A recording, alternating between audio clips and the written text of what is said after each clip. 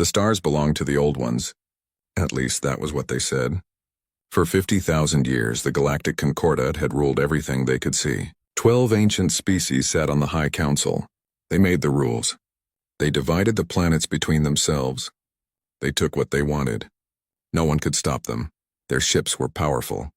Their weapons could destroy worlds. They had technology that seemed like magic. Every species in the galaxy either served them or feared them. The Concordat kept peace, but it was their kind of peace. If someone refused to obey, the Concordat sent warships. Those who fought back always lost. One day a Concordat scout ship found something new. A small yellow star near the edge of known space. 8 planets circled it. The 3rd planet had life. The scouts sent their report back to the council. They had found another species. These beings called themselves humans. They called their world Earth. The humans were young. They had just learned to travel between their planets. They had small stations orbiting their moon and Mars. Their ships were slow and simple. To the Concordat, humans looked like children playing with toys. The council looked at the reports and made their decision quickly. The Virex Empire wanted the Sol system. The Vrex were one of the strongest members of the Concordat. They had conquered hundreds of worlds before. Their commander, Admiral Cranoth, looked at the human system and saw riches. The outer planets had metals and gases that the Vrex needed. Earth itself did not matter much to them. The council agreed with the Vrex claim.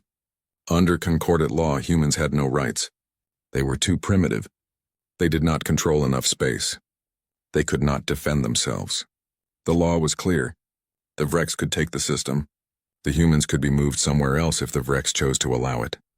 Earth tried to talk with the Concordat. Human leaders sent messages. They offered friendship and trade. They asked for time to prove themselves. They wanted to show they could be good neighbors in the galaxy. The Concordat did not care. To them, humans were like insects asking to keep their nest. The council allowed 1 human delegation to speak. 5 humans traveled to the Concordat capital world. They stood before the 12 ancient species. The chamber was huge and cold. The council members looked down at the humans from high seats. Some council members did not even watch. They were bored. The lead human diplomat was named Sarah Chen. She spoke with passion about Earth and its people. She talked about human history, human dreams, and human rights. She asked the council to see humans as equals. She begged them to leave the Sol system alone. She promised humans would cause no trouble. Admiral Cranoth laughed at her. His voice was harsh and cruel. He told the humans they were nothing. He said the Vrex had destroyed species stronger than humans without trying. He called Earth a worthless rock with worthless people on it. The other council members said nothing. Some looked away. Others smiled. The council gave their final word. Humans had 10 standard cycles to leave the Sol system. That was about 3 Earth years. They could take their people and go somewhere else. They could find an empty world far away. If they refused to leave, the Vrex would remove them by force. The decision was final. There would be no more discussion. Sarah Chen stood very still. Her face showed no emotion. She looked at each council member carefully. Then she spoke one last time. Her voice was quiet but clear. She said humans would remember this day. She said the Concordat would regret their choice. Then she turned and walked out. The council members laughed again. The Vrex began to gather their fleet. Admiral Cranoth was confident. He brought 3,000 warships to the edge of the Sol system. His ships were massive and deadly. Each one could destroy a city with one shot. His crews were experienced warriors. They had never lost a battle. Cranoth expected this to be easy work. The Vrex ships waited at the border. They watched Earth and the other human worlds. They expected to see panic. They thought humans would beg for mercy or try to run away. Instead, something strange happened. Earth went silent. All human communication stopped. Their space stations went dark. Their cities seemed empty from space. What the Vrex did not know was that humans had started a secret project. It was called Operation Exodus. The Concordat thought it was an evacuation plan. They were wrong. Humans were not running away. They were preparing for war. Every nation on Earth had united. Every factory had changed what it made. Every scientist worked on the same goal. Every human had one purpose now: survival. The clock was ticking. 3 years to prepare. 3 years to build what they needed. 3 years to do the impossible. The Concordat had made their biggest mistake. They had given humans time, and humans were very good at using time wisely when their home was threatened. 2 years passed slowly. The Vrex fleet stayed at the edge of the Sol system and watched. They expected humans to break. They thought the humans would send more messages begging for mercy. They imagined human ships trying to escape with refugees, but none of that happened. Instead, Earth remained completely quiet. Admiral Krenoth found the silence strange. He sent scout ships closer to investigate. The scouts returned with odd reports. Earth's orbital stations were empty but still had power. The cities below showed no lights at night. Mars colonies appeared abandoned. The space traffic between planets had stopped completely. It was as if all humans had simply vanished. Krenoth called a meeting with his commanders. They discussed what the silence meant. Some thought humans had killed themselves rather than leave. Others believed they had fled to deep space in secret ships. A few suggested humans were hiding on their planet's surface. But none of these answers felt right. Something else was happening. The Vrex had good sensors and spy satellites. They could see through clouds and detect heat signatures. For 18 months, those sensors had shown something interesting. Massive industrial activity across the entire Sol system. Factories on Earth ran day and night. Mining operations covered the Moon and Mars. Construction sites filled the asteroid belt. Then suddenly, everything went dark. Concordat intelligence officers studied the data carefully. They were professional spies who had watched thousands of worlds. What they saw in the human system confused them. The level of industry was impossible for such a young species. The coordination was perfect. Every human nation had worked together without fighting. That never happened with primitive species. The intelligence report reached the High Council. Some council members read it with interest. Others ignored it completely. The Archons, the oldest species in the Concordat, paid close attention. Their representative was named Elder Voth. He had lived for 3,000 years and seen many species rise and fall. Something about the humans worried him. Elder Voth spoke privately with other council members. He suggested they offer humans better terms. He thought forcing humans from their home might be a mistake. But the other council members refused to listen. They said showing weakness would encourage other young species to challenge the Concordat. The decision was already made. The Vrex would proceed as planned. 1 year remained before the deadline. Admiral Krenoth grew impatient. He wanted to start the invasion immediately. He told the council that humans were clearly defeated already. He said his fleet would sweep through the system quickly and claim it for the Vrex.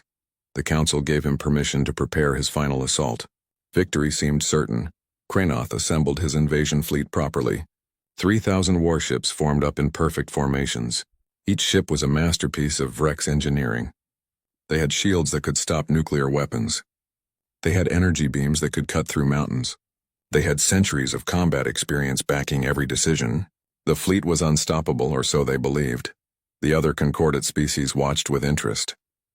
Many sent observers to witness the invasion. Some placed bets on how long humans would last. Most guessed less than a day. A few generous souls gave humans a whole week. No one expected real resistance. Humans were primitives. Primitives always lost. That was how the galaxy worked. Deep in the Kuiper Belt, far beyond Neptune, something enormous waited in the cold darkness. Thousands of objects floated in the ice and rock. They looked like asteroids to the Vrex sensors. They had the same size and mass and temperature, but they were not asteroids. They were something the Concordat had never seen before. They were human warships waiting silently. The ships had been built in secret over 3 years. Every human had contributed to their construction. Children had assembled small components. Adults had worked in factories and shipyards. Scientists had designed new weapons. Engineers had built them. Soldiers had trained in secret. The entire human species had become one giant war machine with a single purpose. Humans had studied every recording of Concordat ships and weapons. They had analyzed every battle the Vrex had ever fought. They had learned the strengths and weaknesses of their enemies. They had designed their ships to counter Vrex advantages. The human ships were not elegant or beautiful. They were tools built for one job: killing Vrex ships. 2 days before the deadline, a single message transmitted across all Concordat channels. It was short and simple. It was in every known language. The message said only this: warning declared. Leave the Sol system. This is your only notice. Then the transmission ended. No explanation. No negotiation. Just a warning. Admiral Krenoth received the message on his flagship bridge. He read it and laughed out loud. His officers laughed with him. The idea that humans could threaten the Vrex was hilarious. Krenoth ordered the message broadcast to the entire Concordat. He wanted everyone to see how foolish humans were. He wanted everyone to laugh at them. The message spread across 1,000 worlds. Everyone did laugh. But they would not laugh for long. The deadline arrived. Krenoth gave the order to advance. 3,000 Vrex warships moved forward into the Sol system. They expected to find empty space or a few desperate human fighters. Instead, they were about to discover that humans had spent 3 years preparing a welcome. A very deadly welcome. The Vrex fleet moved through empty space with perfect confidence. Admiral Krenoth sat in his command chair and watched the displays. His ship spread out in standard attack formation. They had used this formation 1,000 times before. It always worked. The sensors showed nothing ahead. The Sol system appeared completely defenseless. This would be the easiest conquest in Vrex history. Then everything changed. The sensor officer shouted an alarm. The display suddenly filled with contacts. Hundreds of contacts, then thousands, then tens of thousands. The numbers kept climbing. The sensor system struggled to count them all. Every screen showed red warnings. Impossible numbers of ships appeared from nowhere. The human fleet emerged from hiding. Ships that had looked like asteroids powered up their engines. The cold darkness suddenly blazed with light as 47,000 warships came to life. They had been waiting silently in the Kuiper Belt. Now they moved forward as one massive wall of metal and fire, the largest fleet ever assembled by any species in 3 years. Across the Concordat, observers watched in total shock. The screens showed numbers that should not exist. Building one warship took years, even for advanced species. Building a fleet this size should take centuries.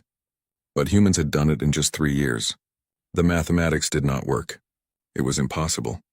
Yet there the fleet was, real and deadly. Human ship designs were crude compared to Vrex elegance. They had no beautiful curves or artistic details. They were boxes and cylinders covered in weapons. They looked like industrial machines, not warships. But they were functional. Every part served a purpose.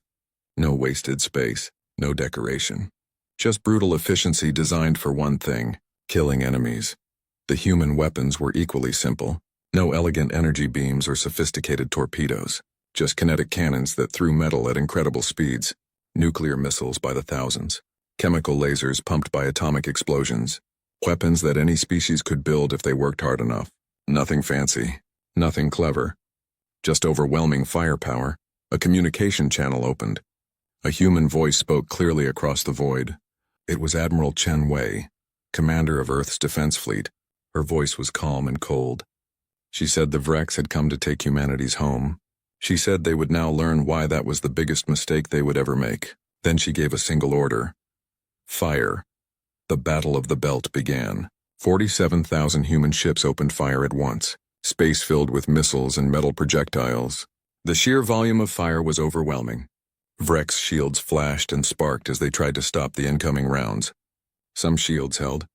Many did not. Explosions bloomed across the Vrex formation like deadly flowers. Admiral Krenoth screamed orders at his commanders. He told them to hold formation and return fire. The Vrex ships had better weapons and stronger shields. They had superior technology in every way.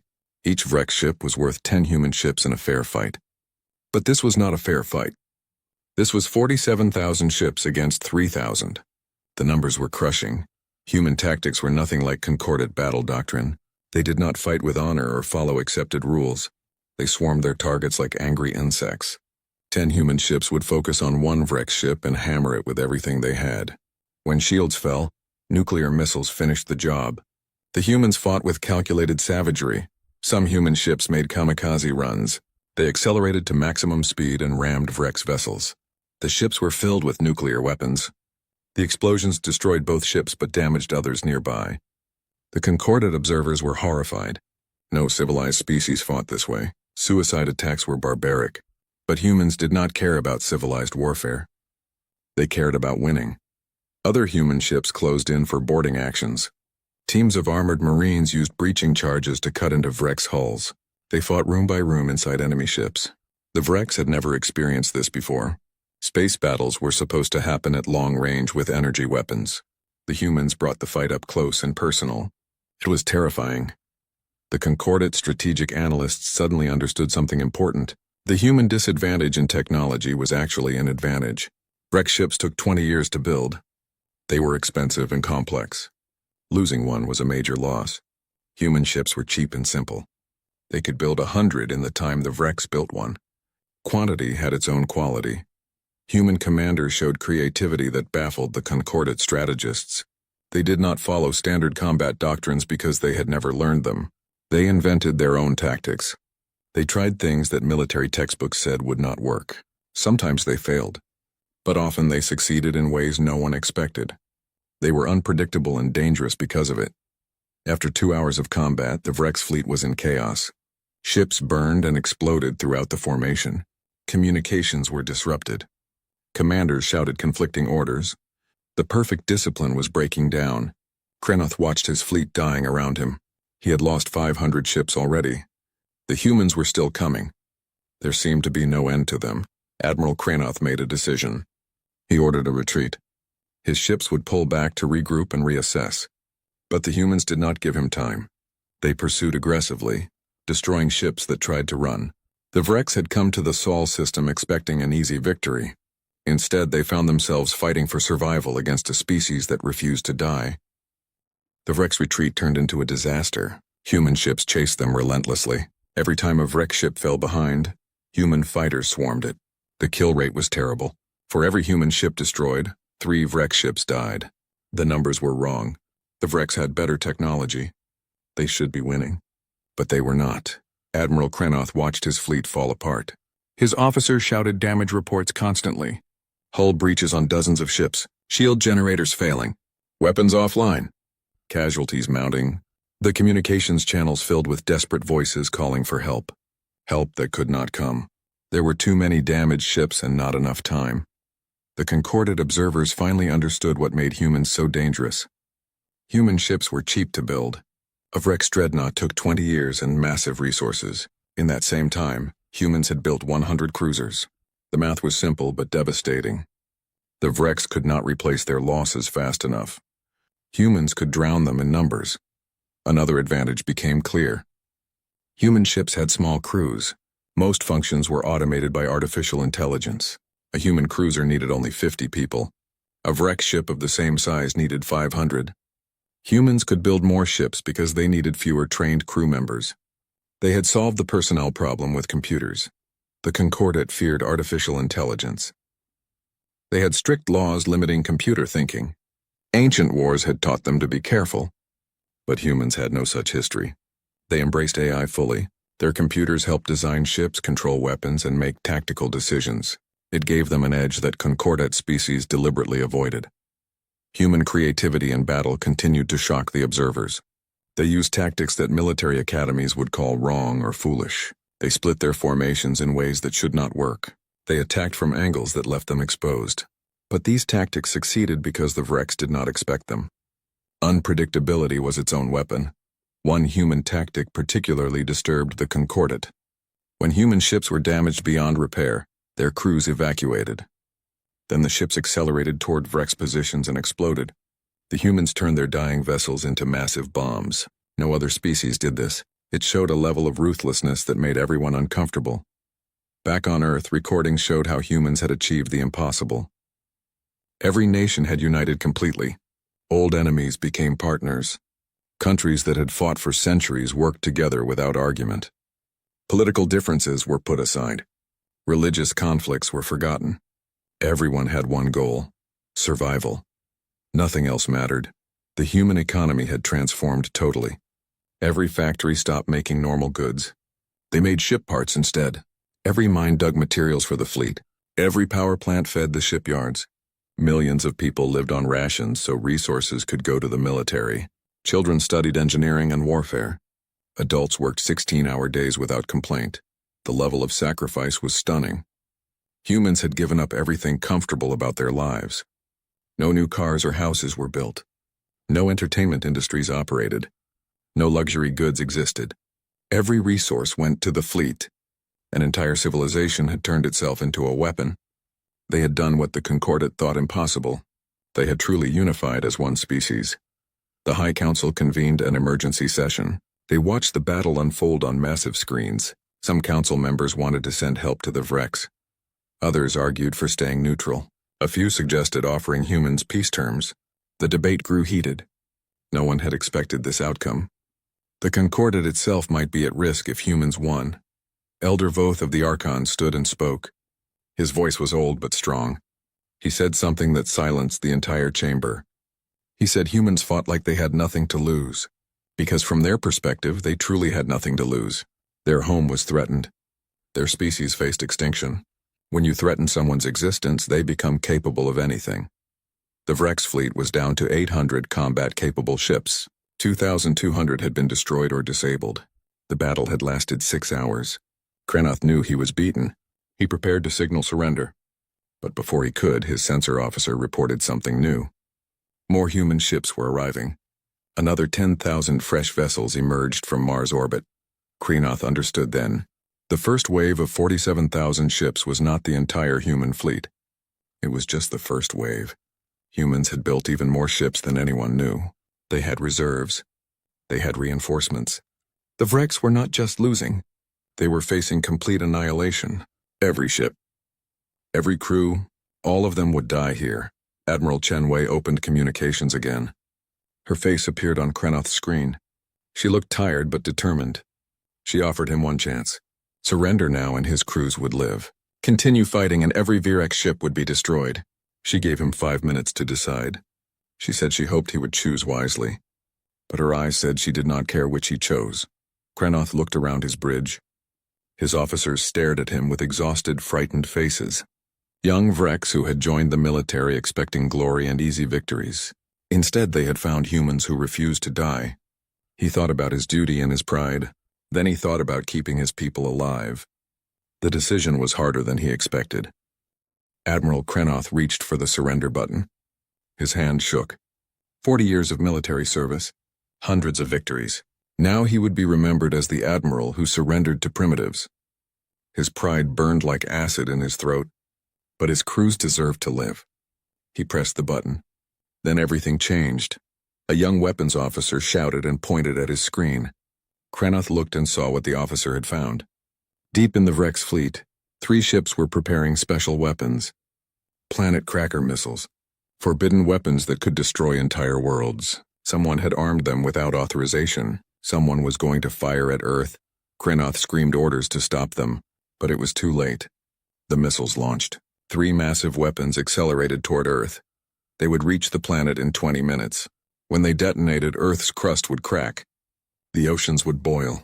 Every human on their homeworld would die. Billions of people, all dead because someone decided to murder them out of spite. Human intelligence detected the launch immediately. Alarms rang across every human ship. Admiral Chenwei watched the missile tracks on her display. She had 20 minutes to stop 3 missiles. If even one got through, humanity was finished. Everything they had fought for would end. She gave orders without hesitation. All ships close enough, intercept at any cost. 2,000 human ships broke formation. They burned their engines at maximum power toward the missiles. The ships pushed their reactors beyond safe limits. Some engines exploded from the strain. The crews did not care. They had one mission: stop those missiles. Nothing else mattered. Not their lives. Not their ships. Just stopping those missiles. The planet cracker missiles had shields and point defense systems. They were designed to be unstoppable. But humans had numbers on their side. Ships surrounded the first missile and hammered it with every weapon. The missile's shields held for 30 seconds. Then they collapsed. Nuclear missiles finished it. The first planet cracker exploded harmlessly in space. 1 down, 2 to go. The second missile was farther ahead. Only 500 human ships could reach it in time. They attacked in waves. The first wave died, breaking its shields. The second wave took out its engines. The third wave destroyed it completely. 300 ships and 1,500 crew members died stopping that missile. But they succeeded, 2 down, 1 to go. The third missile was almost to Earth. Only 50 human ships could intercept. They formed up and flew straight at it. They did not fire weapons. They did not have time. They simply rammed the missile at full speed. 50 ships with 5,000 people aboard. They gave their lives in seconds. But they stopped the missile. Earth was safe. Admiral Chen Wei watched the sacrifices on her screen.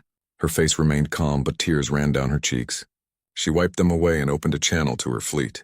Her voice was ice-cold when she spoke. No mercy, no prisoners. Every Vrex ship dies. Every single one. They tried to murder our world.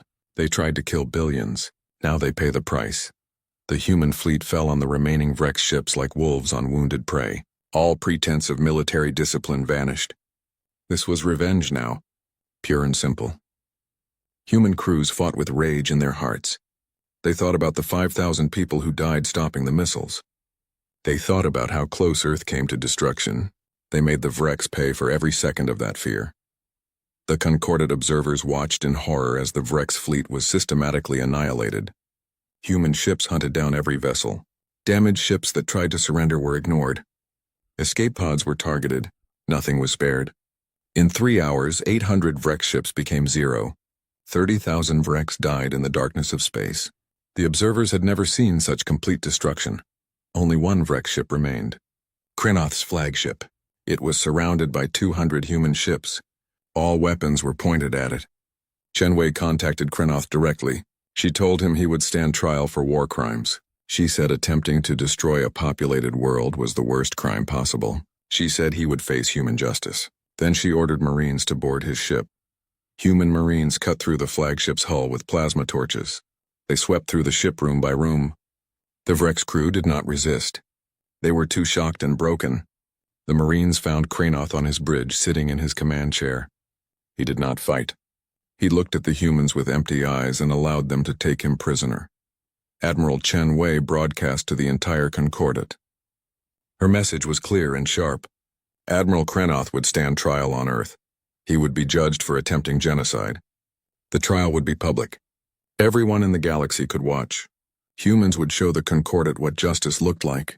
Real justice. Not the corrupt system that let strong species abuse weak ones. The message had deeper meaning. Humans were not asking permission. They were not requesting approval. They were simply stating what would happen. Humanity was enforcing their own laws now. They had won the right to do so through blood and sacrifice. The Concordat could accept it or they could try to stop it. But humans would not be ignored anymore. Across Concordat space, military planners ran new calculations. How many ships would it take to defeat humanity? The numbers were frightening. Humans had proven they could build massive fleets quickly. They had proven they would fight to the death. They had proven they were creative and ruthless. Several Concordat species began quietly mobilizing their own fleets, not to fight humans, to defend themselves in case humans decided to expand. Fear had entered the galaxy. Fear of the species everyone had dismissed as primitives. 3 months passed after the battle. Earth rebuilt and mourned. Memorials were raised for the dead. Names were carved in stone. 8,000 human lives lost defending their home. The number seemed small compared to the Vrex losses, but humans remembered every single person. They honored their sacrifice. They promised to make their deaths mean something. Admiral Crenoth stood in a courtroom on Earth. The room was simple and plain. No grand architecture, no impressive decorations. Just a room where justice would be done. Cameras broadcast the trial across the entire galaxy. Billions watched. The Concordat had never seen anything like this. A primitive species putting a Concordat admiral on trial. It was unthinkable. But it was happening. Human prosecutors presented evidence carefully. They showed records of Vrex attacks on other species. Worlds conquered. Populations enslaved. Cultures destroyed. The Vrex Empire had a long history of brutality. Crenoth had participated in dozens of campaigns. He had followed orders that killed millions. The evidence was overwhelming and undeniable. But the trial was not just about Crenoth. It was about the entire Concordat system. Human lawyers argued that the Concordat itself was guilty. They showed how Concordat law allowed strong species to abuse weak ones. They proved the Council turned blind eyes to atrocities. They demonstrated that the whole system was corrupt from its foundation. Crenoth was allowed to defend himself. He spoke about duty and following orders. He said he was a soldier doing his job. He claimed the Concordat system had worked for 50,000 years. He argued that primitive species needed guidance from advanced ones. His defense was everything wrong with the Concordat in one speech. The judges listened carefully and took notes. The verdict came after 2 weeks. Guilty on all charges. Kreneth was sentenced to life imprisonment. He would spend the rest of his life thinking about his crimes. Some wanted execution, but humans chose imprisonment instead. They wanted to show they were better than the Concordat. They wanted to prove justice did not require vengeance, just accountability. The Concordat High Council met in emergency session again. They demanded humans dismantle their fleet. They said humanity had violated multiple treaties and laws. They threatened economic sanctions and military action. They expected humans to back down. Now that the immediate threat was gone, they were wrong. Humans had no intention of backing down ever again. Admiral Chen Wei addressed the council directly through a live transmission. She stood on the bridge of her flagship. Behind her, thousands of human warships floated in formation. She spoke clearly and firmly. Humans would not dismantle their fleet. They would not submit to Concordat oversight. They had tried peace once. The Concordat had responded with threats of genocide. Chen continued speaking. She said humans did not build their fleet to conquer. They built it to survive. But now they understood the truth. The Concordat would have let them die because they were not part of the old order. That would never happen again. Humans would protect themselves, and they would protect any other species the Concordat tried to abuse. Then Chen presented humanity's proposal. The Concordat must reform. New laws protecting developing species, limits on aggressive expansion, real punishments for war crimes. An end to the system that let the strong devour the weak. Humanity would not accept anything less. They had the fleet to enforce their demands. The Concordat could reform voluntarily or be forced to change. The council chamber erupted in chaos. Some species supported human proposals. They had been minor members who suffered under the current system. Others were outraged. They saw this as rebellion that must be crushed. A few remained silent and calculating. They were trying to figure out which side would win. The unity of 50,000 years was cracking. Elder Voth stood and spoke. The ancient Archon called for silence. His species had founded the Concordat long ago. They had watched it grow corrupt over millennia. He said humans were right. The system needed reform. The Archons would support humanity's proposal. They would help build a new Concordat based on justice instead of strength. Other species should join them or step aside. The Archon's support changed everything. 3 more species immediately joined the reform movement. 2 others declared neutrality. That left 6 species opposing humanity. They began forming their own alliance. The Concordat split into factions. Some historians later said this was when the old order truly died. The galaxy would never be the same again. Humanity faced difficult choices now. They had a massive fleet but limited resources. Maintaining it was expensive. Building it had required total sacrifice from every human. They could not live that way forever. They needed to find a balance between security and normal life, between military strength and civilian needs, between protecting themselves and becoming the next Concordat. Admiral Chen Wei stood on a space station orbiting Earth. She looked down at her homeworld through the observation window. The planet was beautiful. Blue oceans and green continents. White clouds drifting peacefully. It looked so fragile from up here. So easy to destroy. 3 missiles had almost ended everything humanity had ever built.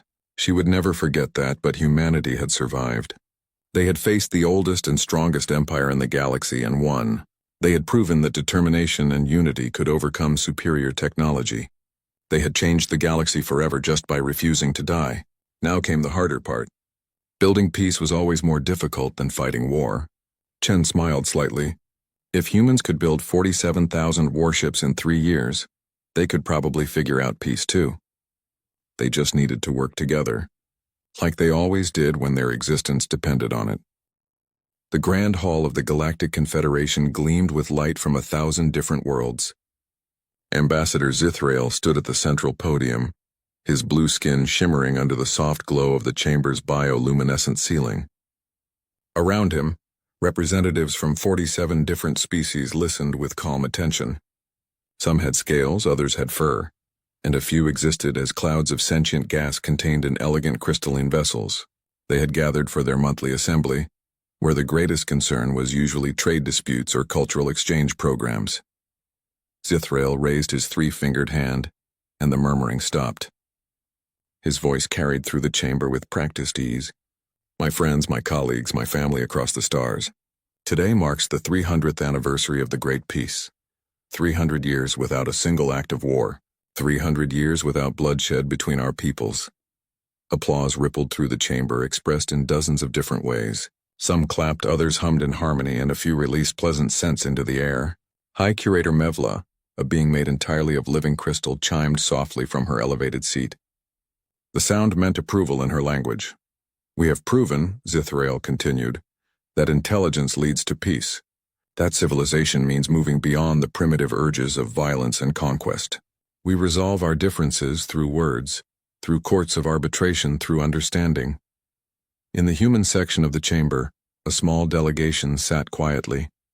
There were only 5 of them, led by Ambassador Patricia Reeves, a gray-haired woman with tired eyes.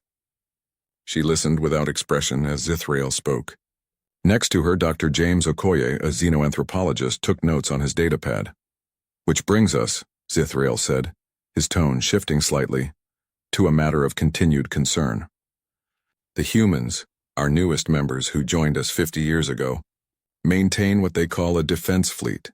They spend enormous resources building weapons and training soldiers for wars that will never come." Several species turned to look at the human delegation. Ambassador Reeves kept her face neutral. She had heard this speech before many times. "We understand," Zithrael said, trying to sound sympathetic, "that humanity comes from a difficult history. Your world knew much conflict. But here in the Confederation, such things are relics of a darker age. We must ask once again that humanity consider reducing its military expenditure. Those resources could feed billions, advance science, create art." Ambassador Reeves stood slowly. The chamber quieted. When she spoke, her voice was measured and polite. "The people of Earth thank the Confederation for its concern. However, our position remains unchanged. We maintain our fleet not out of aggression but out of caution. We hope never to use it, but we will keep it ready nonetheless." A Valorian counselor, tall and elegant with skin like polished copper, spoke up. "But Ambassador Reeves, what do you fear? We have eliminated war. The galaxy is safe." "The galaxy you know is safe," Dr. Okoye said quietly, earning a sharp glance from Reeves. He stood anyway. "The galaxy is vast.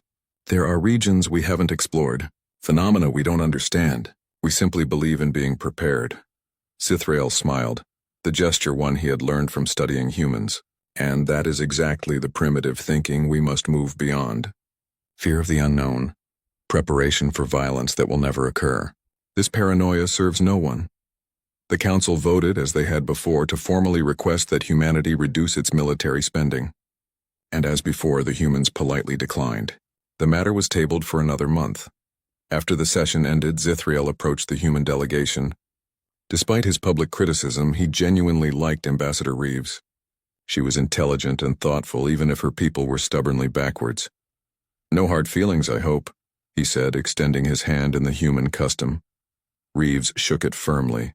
"None at all, Zithrael. You're doing what you think is right. So are we. May I ask you something in private?" Zithrael glanced around, then lowered his voice. "Do your people truly believe war might come again? After 300 years of peace?" Reeves studied him for a long moment. "My grandfather used to say something. The cost of freedom is eternal vigilance. We don't want war, Zithrael. We hate it more than you can imagine. But yes, we believe that peace must be protected, not just hoped for." Zithrael shook his head sadly. "Then I hope, for all our sakes, that one day your people will evolve beyond such fears." Reeves smiled, but it didn't reach her eyes. "I hope we never have to prove we were right." Far away from the gleaming halls of the Confederation capital, in the deep darkness at the galaxy's edge, something stirred. Commander Velik of the scout ship Wandering Song studied his sensors with growing confusion. He was a krill, an insectoid species known for their patience and attention to detail. For 3 days he had been tracking an anomaly that made no sense. "These readings are impossible," his science officer said. She was young, barely out of academy, and this was her first deep space assignment. Energy signatures that don't match any known stellar phenomenon. Movement patterns that suggest artificial origin. But there's nothing there when we scan directly. Velik clicked his mandibles, a gesture of thought. "Send a detailed report to Confederation Command. Mark it as Priority 2. Priority 2 meant unusual but not urgent. Priority 1 was reserved for emergencies, and Velik had never sent a Priority 1 message in his 30 years of service. Message sent. His communications officer confirmed. Should we investigate closer? Velik considered. The Wandering Song was a civilian vessel with basic sensors and no weapons beyond meteor deflection lasers. But they were scientific explorers. Strange readings were exactly what they were meant to investigate. Take us in slowly, Velik ordered. Keep all sensors active. At the first sign of danger, we jump away. The ship moved forward, its gentle drives pushing it toward the source of the anomaly. The crew watched their screens with scientific curiosity rather than fear. They lived in the safest era of galactic history. What could possibly threaten them? The readings grew stronger. Energy patterns spiked across the spectrum. The science officer gasped as new data flooded her console. Commander, I'm picking up organic signatures. Massive ones. And they're moving. Before Velik could respond, space itself seemed to tear open. Something emerged from the darkness. Something that made his ancient evolutionary instincts scream. It was huge, organic, alive in a way that defied nature. The hull was made of what looked like chitin and bone, pulsing with bioluminescent veins. It didn't look built. It looked grown. Emergency jump, Velik shouted. Get us out of here now! The communications officer's voice cracked with panic. Sending Priority 1 distress. The transmission cut off mid-word. On the thing's hull, 1,000 eyes opened at once, all focused on the tiny scout ship. The Wandering Song tried to run, its jump drive charging desperately. But tendrils of living matter shot across space faster than thought, wrapping around the ship like a spider catching a fly. In the Confederation capital, Zithrael was having dinner with colleagues, laughing about the day's proceedings. Ambassador Reeves was aboard a transport heading back to the human diplomatic station. And in deep space, the Wandering Song was pulled into the massive creature's maw and consumed ship and crew without a trace. The last thing Velik saw was more of the creatures emerging from the dark. Dozens of them, hundreds. An armada of living nightmares all heading in one direction, toward the heart of the Confederation, toward the worlds that thought the age of war had ended forever. The emergency session was called at midnight, Confederation Standard Time. Zithrael rushed into the chamber still wearing his sleeping robes, his face tight with worry. Around him, representatives arrived in various states of dishevelment. High Curator Mevla's crystal surface flickered with agitated light patterns. Commander Thalsis stood at the central podium, his insectoid features unreadable, but his posture radiating tension. He held what was supposed to be a ceremonial position, Defense Coordinator of the Confederation. For 300 years it had been exactly that, ceremonial. Until now. 3 worlds, Thalsis said without preamble. Kepler 17, New Harmony, and Velshar Station. All went silent within 48 hours. No distress calls. No evacuation signals. Just silence. The chamber erupted in confused murmurs. Zithrael felt his stomach tighten. 3 worlds didn't just go silent. It was impossible. We sent investigation teams, Thalsis continued. They found nothing. Not destroyed worlds, empty worlds. Every living being gone. Buildings intact. Ships still in orbit. But no people. No animals, no plants. Nothing alive remained. A crystalline delegate chimed urgently. Disease? Some kind of plague? We considered that, Thallis said. But a plague doesn't take all life, every form of it, in perfect synchronization. And it doesn't do this. He activated the central display. Holographic images appeared showing cities on the 3 lost worlds. The buildings stood undamaged, but something was wrong. The surfaces were covered in a strange organic residue, like dried mucus or webbing. It coated everything in a thin layer. Dr. Okoye, present as part of the human delegation, stood abruptly. His face had gone pale. Commander Thals, do you have chemical analysis of that residue? Yes. Thalsu sent the data to Okoye's pad. Why, do you recognize it? Okoye's hands trembled as he read. He looked up at Ambassador Reeves, who had also gone very still. We need to access the Confederation Historical Archives immediately. Section Theta 9 records sealed 2,000 years ago. High Curator Mevla's chimes took on a warning tone. Those archives are restricted. They contain information deemed too disturbing for general knowledge. I know what they contain, Okoye said quietly. And if I'm right, we're all in terrible danger. Within the hour, the council gathered in the secure archives chamber. Ancient data crystals lined the walls, containing information from civilizations long gone. Okoye worked the interface with practiced efficiency, clearly having studied these systems before. The humans have been researching our ancient history since you joined, Thalos observed. Why? Because we learned long ago that those who forget history are doomed to repeat it, Ambassador Reeves said. Show them, James. Okoye brought up records from 2 millennia past. Images appeared of creatures that made the council gasp in horror. They looked similar to the organic ships in the scout ship's final transmission, the one Velik had managed to send before dying. They were called the Devourers, Okoye explained, a hive-mind entity that consumed entire civilizations. Not for territory or resources in the traditional sense. They harvested all biological matter, all life, to fuel their own growth and reproduction. I know these stories, Zithrael said, his voice shaking. Every child learns them as myths, cautionary tales about the old days. But the ancient civilizations destroyed the Devourers. The war lasted 100 years, but they won. They thought they won, Okoye corrected. The Devourers disappeared. The ancients assumed they were extinct. But what if they were just dormant? What if they were waiting? As if on cue, alarms began blaring throughout the chamber. Tals's communicator erupted with frantic messages. His mandibles clicked rapidly as he listened. Another world. Tarsus Prime. We're receiving distress calls now. They say the sky is filled with organic ships. They're being attacked. Deploy defensive forces, Mevla commanded. Thalos looked at her helplessly. Hi, Curator. We don't have defensive forces. We have patrol ships with mining equipment and cargo vessels. The last military warship was decommissioned 290 years ago. The reality crashed over the council like a cold wave. They had spent 3 centuries dismantling every weapon, every warship, every military installation. They had turned themselves into a civilization utterly incapable of defending itself. Ambassador Reeves stood. Commander Thalsis, can you establish a communication channel with the Devourers? Perhaps they can be reasoned with. Thals worked quickly. Within minutes, a channel opened. What came through was not words or even thoughts in any recognizable form. It was hunger.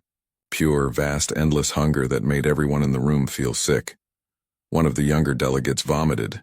Others backed away from the speakers as if the feeling could reach through and touch them. The message was clear. The Devourers didn't want to talk. They wanted to feed. Over the next 3 days, 2 more worlds fell silent. Civilian ships that tried to defend their homes were swept aside like insects. Mining lasers and cargo tractor beams did nothing against the Devourer bioships. Refugees fled in every direction, clogging space lanes, overwhelming stations. The Confederation Council met in continuous session. They tried everything they could think of. Economic sanctions which made no sense against creatures that didn't trade. Diplomatic pressure, which assumed the Devourers cared about galactic opinion. Strongly worded condemnations that echoed uselessly into the void. Thals reported each day with worse news. They're spreading, following predictable expansion patterns. At this rate, they'll reach the core worlds within 2 months, and we cannot stop them. We need weapons, a delegate said. We need soldiers. We need time to rebuild our defenses. Building a military fleet from nothing takes decades, Thals said flatly. We don't have decades. We have weeks. Zithrael looked across the chamber at Ambassador Reeves. She met his gaze steadily.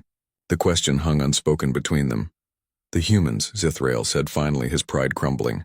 You have warships. You have weapons. You've been preparing for this. Reeves stood slowly. Not for this specifically. But yes, we're prepared for war. We're asking for your help, High Curator Mevla said, her crystalline voice barely audible. We're asking you to fight for us.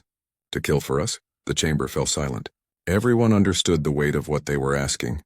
For 300 years they had lectured humanity on their barbarism, their paranoia, their primitive attachment to violence, and now they needed that violence to survive. Ambassador Reeves looked at Dr. Okoye, who nodded slightly. She took a breath. I need to contact Earth Command. The fleet is stationed at Outpost Sanctuary, 47 light years from here. We'll need authorization from the President and Parliament. How long? Thals asked. For authorization? A few hours. For the fleet to arrive? She paused. 3 days. The Valorian counselor who had questioned humanity's military spending looked confused. But that's impossible. Standard FTL drive takes weeks to cross that distance. Reeves smiled, but it was a warrior's smile, cold and sharp. We don't use standard FTL drives on our warships, Counselor. We use military-grade jump drives. Much faster, much more dangerous, much more expensive. The kind of technology you asked us to stop developing. 3 days later, space above the Confederation capital rippled and tore. One by one, 13 massive warships emerged from jump space in perfect formation. They were nothing like the elegant curves of Confederation vessels. They were angular, brutal, covered in armor plating and weapon ports. The largest ship, the UESS Retribution, took position at the fleet's center. On its bridge, Captain Sarah Chen sat in her command chair watching the Confederation capital grow larger on the view screen. Her face was calm, but her hands gripped the armrest tightly. "Send a message to the Confederation Council," she said. "Humanity has arrived. Tell them the fleet is ready." In the council chamber, Zithrael watched the human warships on the display. He felt a mixture of relief and shame. They had been saved by the very violence they had condemned. And he wondered, not for the first time, if humanity had been right all along. Captain Sarah Chen stood in the observation deck of the Retribution, looking out at the gathered Confederation representatives. They stared at her ship with expressions ranging from hope to horror. She had expected this. To species that had lived in peace for 3 centuries, a true warship must look like a monster. And the Retribution was definitely a monster. 500 meters of reinforced titanium ceramic composite armor, railguns that could punch through a small moon, missile batteries loaded with nuclear warheads, point defense lasers that could track and destroy 1,000 targets simultaneously, and a crew of 800 trained warriors who drilled constantly for combat they hoped would never come. Until now. Zithrael was among the observers, standing with Commander Thalses and several other council members. He approached Chen cautiously, as if afraid the ship itself might attack him. "Captain Chen," he said, his voice uncertain, "thank you for coming." "We are grateful," Chen nodded. She was a woman in her mid-40s with short, dark hair and eyes that had seen too much. "Save your thanks until we've actually helped, Ambassador. Right now we need information. Tell me everything about these devourers." They moved to the briefing room, where holographic displays showed the current tactical situation. It was worse than Chen had expected. 7 worlds lost completely. Dozens of stations evacuated. The Devourer fleet was spreading like a virus through Confederation space. "They don't seem to follow our understanding of physics," Thales explained. "Their ships are organic living things. They heal damage. They adapt to attacks. They don't need fuel or supplies in any conventional sense. But they can be killed," Dr. Okoye said, joining the group. He had come aboard with the Confederation delegation. The ancient races defeated them before. They're tough but not invincible. Lieutenant Commander Akari Tanaka, Chen's tactical officer, studied the data with professional interest. She was younger than Chen, sharp-featured and intense. "Captain, I recommend we observe one of their ships in action before engagement. We need to understand how they fight." "Agreed," Chen said. "Commander Thales, are there any active battles we can reach quickly?" "The colony on Reshitar sent a distress call 20 minutes ago," Thales said. "They have perhaps 6 hours before the Devourers arrive." "Set course," Chen ordered. "Maximum combat speed. And get me Admiral Webb on secure channel." The Retribution and 5 escort frigates jumped to the Reshitar system. They arrived to find a pathetic defense. Cargo ships trying to slow the Devourers, civilian vessels attempting to evacuate millions of colonists. And bearing down on them, 3 massive Devourer bioships, each the size of a small city. Zithrael watched from the observation deck, unable to look away. The Devourer ships were nightmares made real. They pulsed with unnatural life, covered in what looked like eyes and mouths and things that defied description. Tentacles hundreds of meters long reached out, grabbing cargo ships and pulling them into grinding maws. "Those ships," he whispered. "They're eating everything." "Now you understand," Chen said quietly, standing beside him. "This isn't a war about territory or ideology. It's about survival. Yours and theirs. And only one side can win." She touched her comm badge. "All ships, battle stations. Tanaka, initiate attack pattern Delta 7. Let's see what these things are made of." The Retribution moved forward with surprising grace for something so large. The escort frigates spread into formation, creating overlapping fields of fire, and then at 3,000 kilometers Chen gave the order. "Fire." The railgun spoke first. Tungsten rounds accelerated to a fraction of light speed, invisible until they impacted. The nearest Devourer ship shuddered as rounds punched through its organic hull. Strange fluids leaked into space, freezing instantly. But the ship didn't die. Even as Zithrael watched, the wounds began to close. The hull rippled and reformed, healing the damage within seconds. Adaptive regeneration, Tanaka reported. Impressive. Captain, recommend switching to thermal weapons. Agreed. All ships fire missiles pattern Omega. Dozens of missiles streaked from the human ships. These weren't conventional explosives. As they neared the Devourer, they detonated in sequence, creating a wave of plasma heat that turned space itself into fire. The Devourer ship's healing couldn't keep up with that. Its outer layers burned away, and it let out a sound that made everyone aboard the Retribution clutch their heads in pain. It's screaming. Zithrael gasped. It's alive and it's screaming. Yes, Chen said, her face grim. War is never pretty, Ambassador. But it's them or us. The damaged Devourer tried to retreat, but the human frigates pursued, their lasers cutting into its wounded sections. Within minutes, the massive creature stopped moving, its bioluminescent veins going dark. It was dead. The other two Devourers changed tactics immediately. They split up, trying to flank the human formation. But Chen had expected this. She had studied every scrap of ancient data about these creatures. She knew they were intelligent, adaptive, dangerous. Tanaka, implement Plan Beta 4. Show them what happens when they try to surround us. The Retribution's engines flared, and it spun in space, bringing all its weapons to bear on one Devourer, while the frigates handled the other. It was a dance, violent and precise, humanity's skill in warfare honed over centuries of practice. The Confederation observers watched in awe as the human ships moved with perfect coordination, each covering the other's weaknesses, each strike calculated for maximum effect. The second Devourer died in a nuclear fireball. The third, seeing its companions destroyed, tried to flee. Chen let it go. Let it run, she said. Let it tell the others what happened here. The evacuation ships cheered. The Confederation delegates looked at Chen with new respect and new fear. Commander Thals clicked his mandibles thoughtfully. You've done this before, he said. Not against Devourers, but you've fought wars. Real wars. Humanity's history is full of wars, Dr. Okoye said sadly. Against each other, usually. We've had centuries to perfect the art of killing. It's not something we're proud of, but it is something we're good at. Over the next week, the human fleet engaged the Devourers 17 times. They won every engagement. Word spread through the Confederation that hope existed, but the cost was becoming clear. The Devourers adapted with each battle, learning from their losses. They started using new tactics, creating diversions, attacking supply lines, and intelligence reports brought terrible news. The main Devourer fleet was massing at the edge of explored space. Not dozens of ships, thousands. Admiral Marcus Webb arrived on the Retribution to coordinate the defense. He was an older man, gray-haired and scarred, with the look of someone who had seen too many friends die. He gathered the Confederation military leaders, such as they were, in the briefing room. We can't win a defensive war, Webb said bluntly. There are too many of them.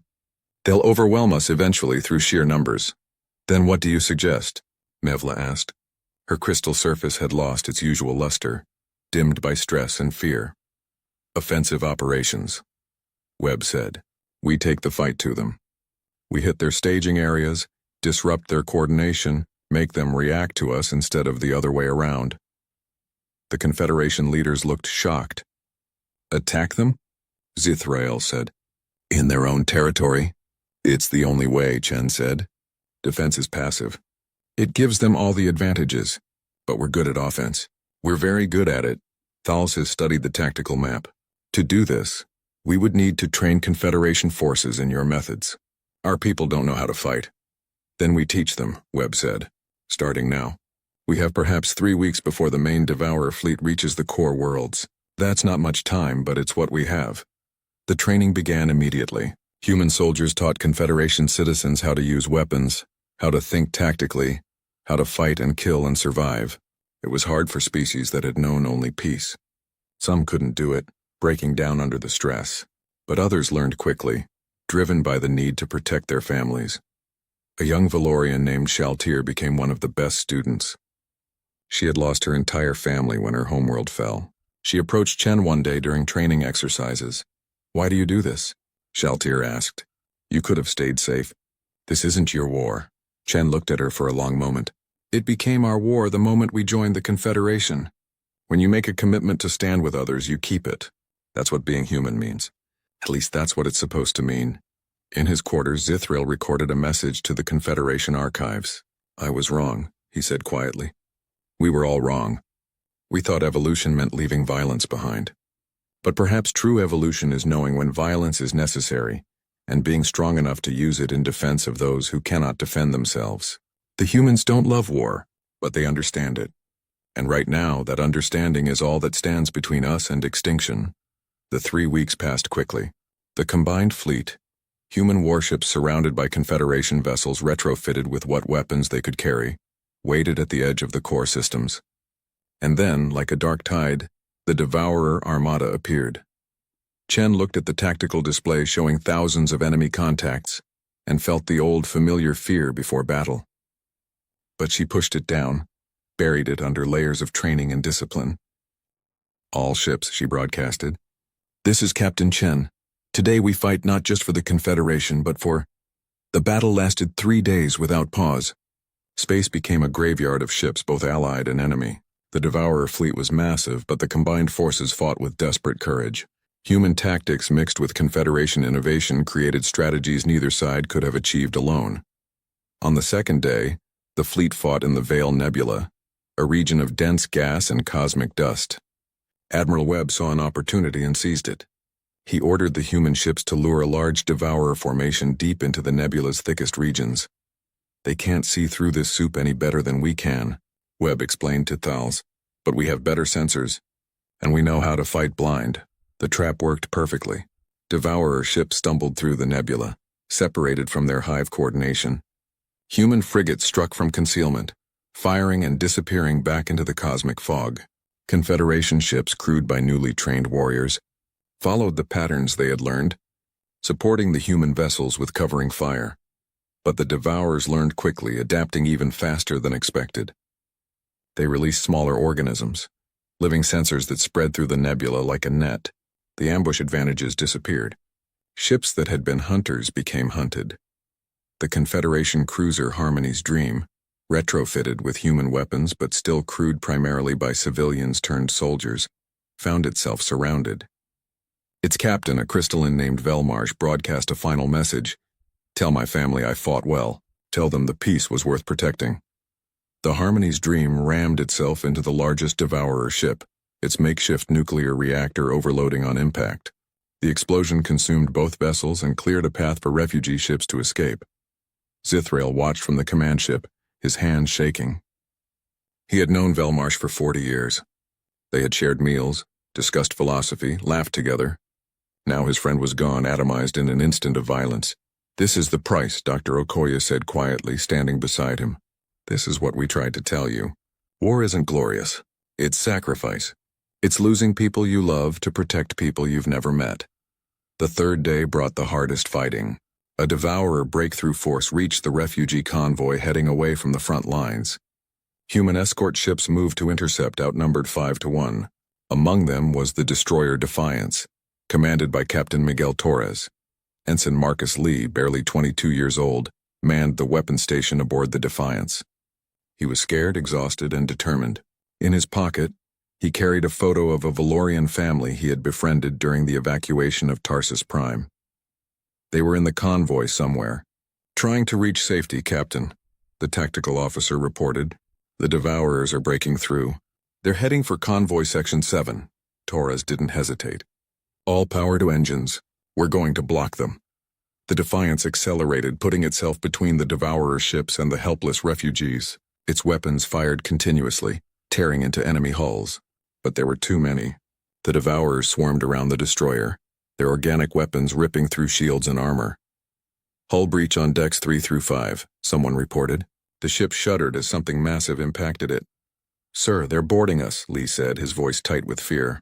Through the internal cameras, they could see Devourer organisms flooding through the breached sections. They looked like nightmares, all teeth and claws and hunger. "Seal the bridge," Torres ordered. "Everyone grab a weapon. If they want this ship, they'll have to pry it from our dead hands. The bridge crew, 15 men and women from Earth, made their stand. They had trained for this, hoped it would never happen, and now faced it with the courage of those who choose to stand rather than run.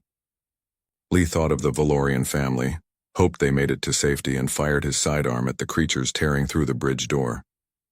The Defiance died hard, taking 4 Devourer ships with it. By the time reinforcements arrived, there were no survivors. But the convoy escaped. Thousands of civilians lived because 15 humans chose to die. Captain Chen received the report while coordinating another engagement. She read it twice, her face carefully blank, then set it aside.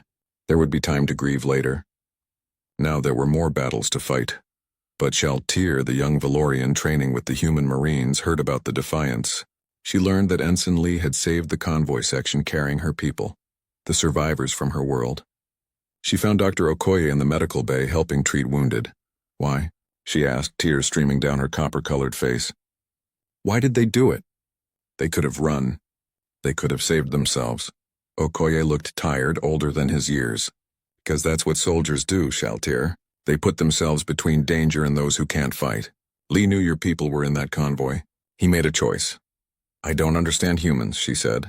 You're capable of such violence, but also such sacrifice. How can both exist in the same species?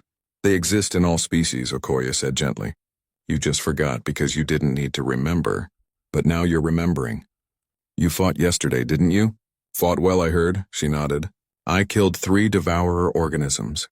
I felt sick after. But I would do it again to protect others. Then you understand more than you think. The battles continued, each one costly, each one necessary. The combined fleet adapted and learned. Drykon, a reptilian engineer from the Confederation, worked alongside human technicians to modify ship systems. He began to understand the philosophy behind human military design. Your ships aren't elegant, he said to one of the engineers. They're brutal, functional, with redundancy built into every system. The engineer, a woman named Kim Park, nodded.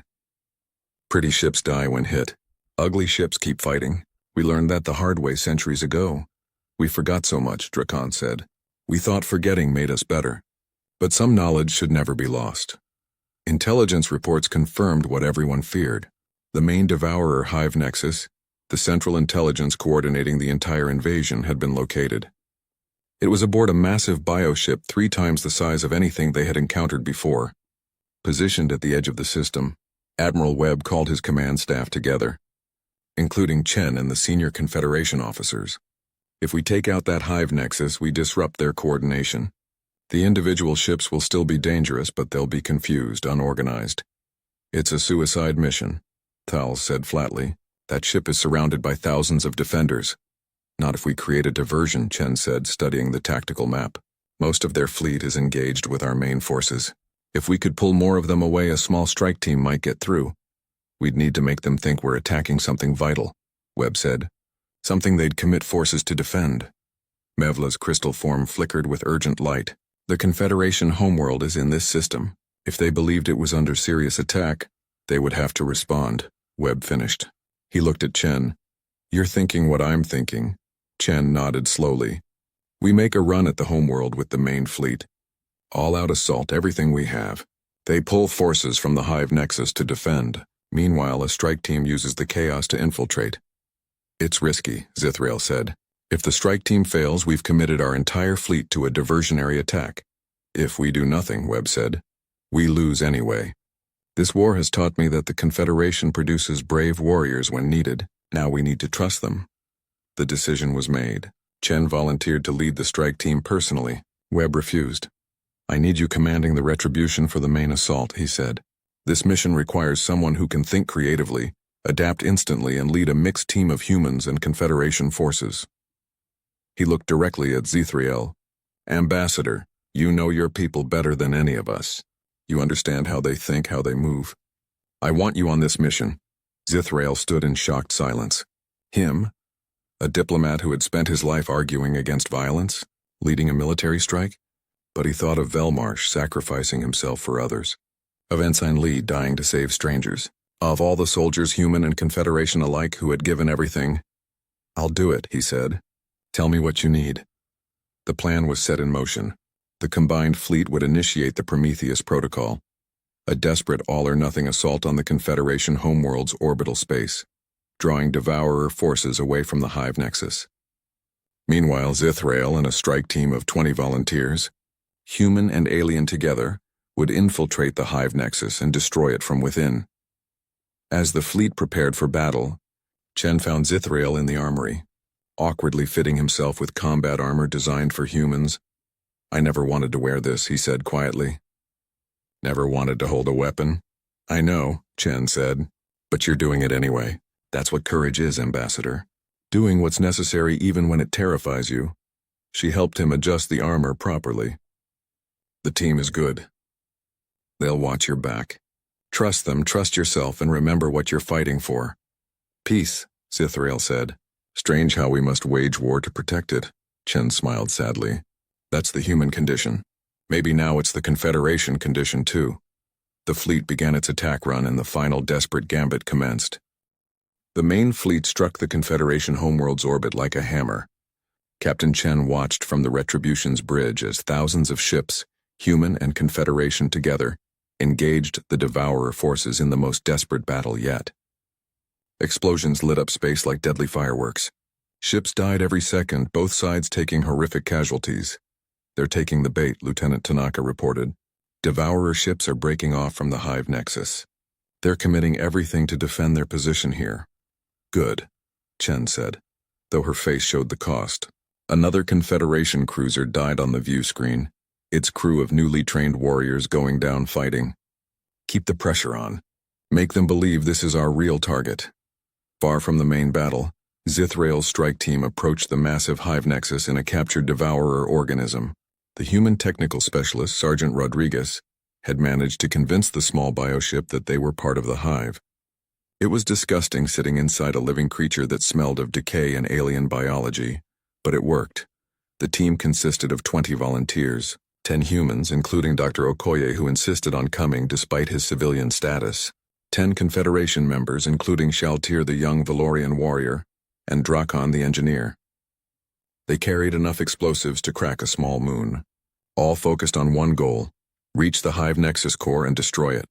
"We're passing through their outer perimeter," Rodriguez said, his hands working the organic controls with visible disgust. "So far they think we're one of them." Zithrael checked his weapon for the 10th time.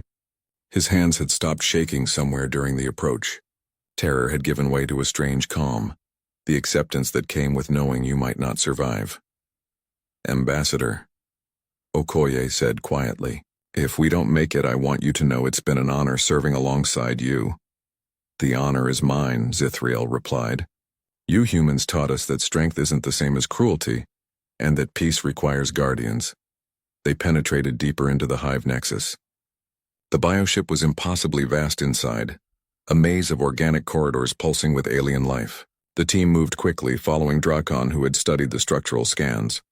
"The core should be 3 kilometers ahead," he whispered. "That's where the Central Intelligence resides." They encountered their first patrol after 2 kilometers. Devourer organisms, smaller than the bioships but still deadly, sensed something wrong. The team opened fire. In the narrow corridors there was no room for tactics, just brutal close-quarters combat.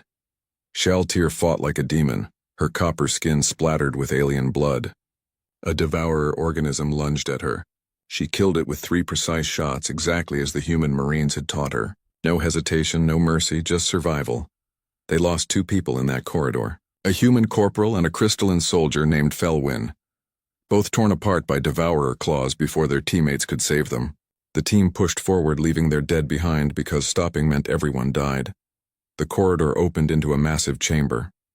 And there, pulsing with sickly bioluminescence, was the core. It was beautiful and horrible at once. A vast neural network of living tissue and alien thought. Billions of neurons firing in patterns that coordinated the entire Devourer fleet. "Plant the charges," Zithrael ordered, sounding more confident than he felt. "We have 10 minutes before they realize we're here." The team spread out, placing explosive charges at structural weak points Drakon identified. The work went quickly, practiced hands moving with efficiency born of desperate training. Then Okoye stopped. He was staring at a section of the core where images seemed to flicker, broadcast from the neural tissue itself. "Wait," he said. Everyone, look at this. The images showed worlds dying, consumed by the devourers. But they also showed something else. A dying region of space, stars going supernova in a cascading chain reaction. The devourers fleeing that cosmic catastrophe, desperate, starving, searching for any source of biological matter to survive. They're refugees, Okoye said, his voice filled with horror and understanding. They're not evil. They're running from their own apocalypse. They're just trying to survive. Zithrael felt his world tilt. All this death, all this sacrifice, and the enemy was just as desperate as they were. But they're still killing us, he said. They're consuming entire civilizations. Because they don't know any other way, Okoye said. They're a hive mind evolved to consume.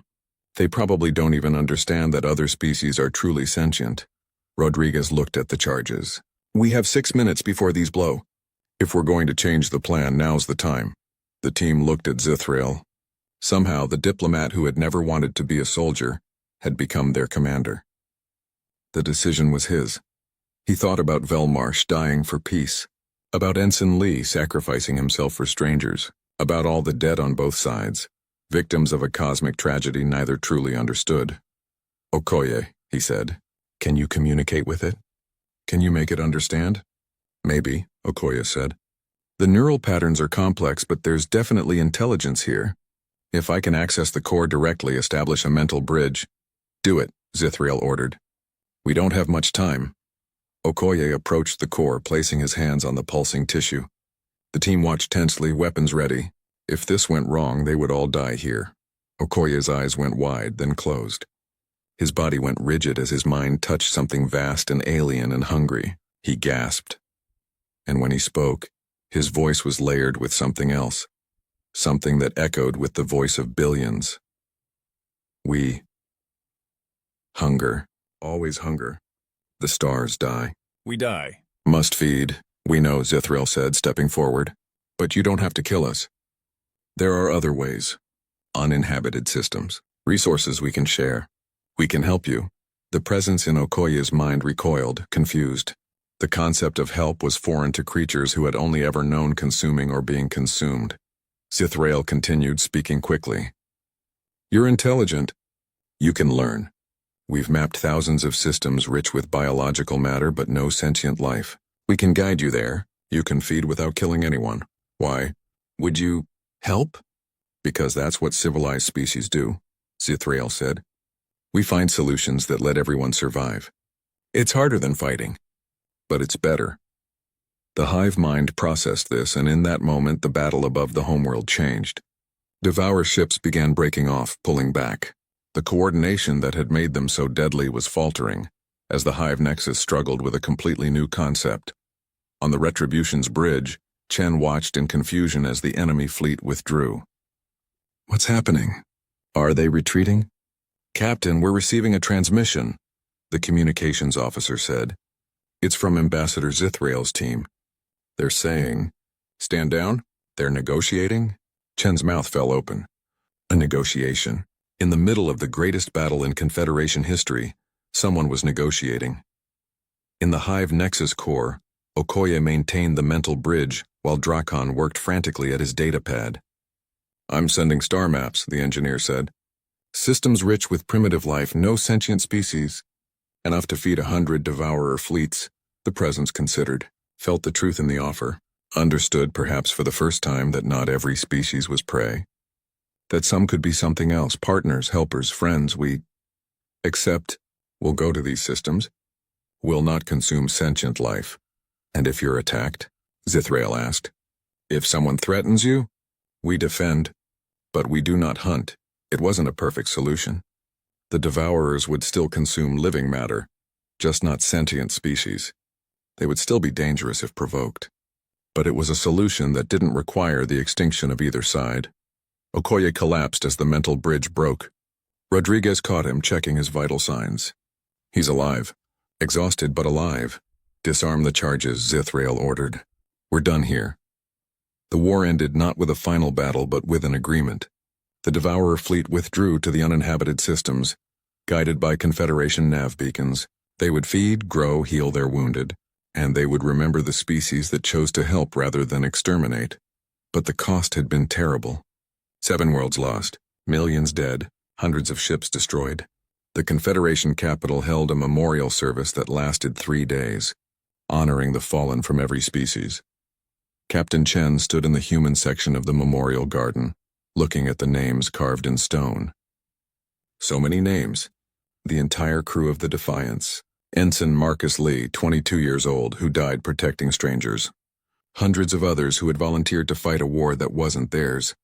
Shaltir found her there. The young Valorian warrior moved differently now, with the careful precision of someone who had seen combat.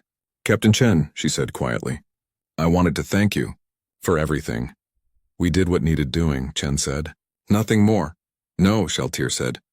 "You did more.